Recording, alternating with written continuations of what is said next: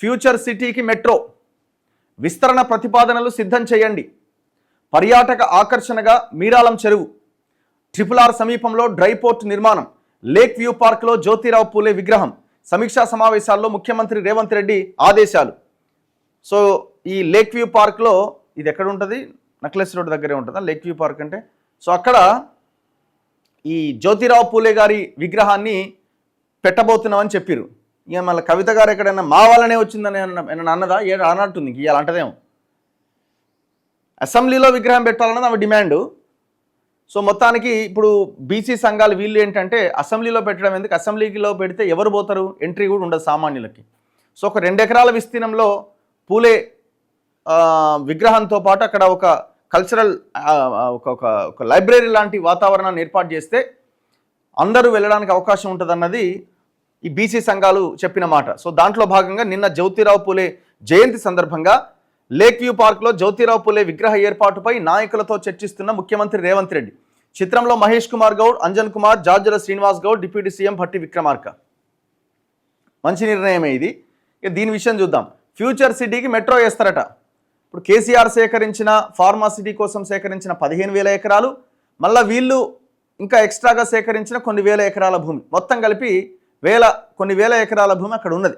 దాంట్లో future city పెట్టాలన్నది వీళ్ళ ఆలోచన. హైదరాబాదు, సికింద్రాబాదు, సైబరాబాద్, ఇంకోటి అన్ని ఈ ఉన్న సిటీలను పక్కన పెట్టి ఉన్న సిటీలు ఉండంగా, ఉన్న సిటీల్లో సమస్యలు ఉండంగా ఇప్పుడు ఫ్యూచర్ సిటీకి 4th సిటీకి ఈ ప్రభుత్వం బాటలేస్తున్నది.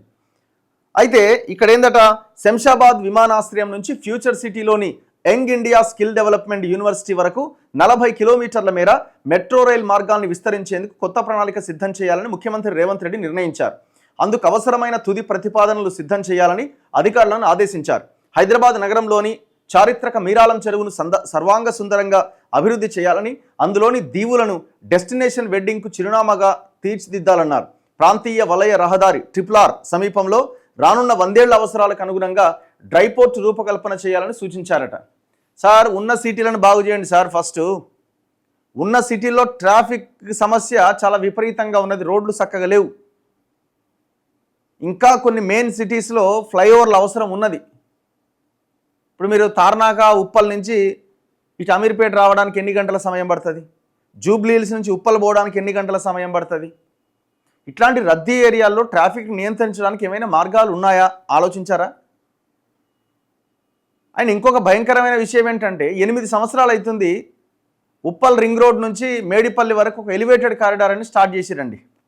రాష్ట్ర ప్రభుత్వం భూసేకరణ చేయాలి, కేంద్రం దాన్ని కట్టాలి. దీనికి మధ్యలో గాయత్రి కన్స్ట్రక్షన్స్ అని టి సుబ్బిరామిరెడ్డి కంపెనీ టెండర్ తీసుకున్నది, కాంట్రాక్ట్ తీసుకున్నది. 8 ఏళ్ళు అవుతుంది, అతిగతి లేదు, ఆగమాగా ఉన్నది ఆ రోడ్డు. ఎంత రద్దీ ఉన్న రోడ్ అది, ఉప్పల్ రింగ్ రోడ్ నుంచి ఆ మేడిపల్లి అవతల దాకా. మంచి ప్రాజెక్ట్ అది, దాన్ని 8 ఏళ్ళుగా పడవ పెట్టిరు, పక్కన పడేసారు దాన్ని. ఆ మధ్య ఎప్పుడో విన్న గవర్నమెంట్లోకి వచ్చాక 15 monthsలో కంప్లీట్ అయిపోద్ది దాన్ని.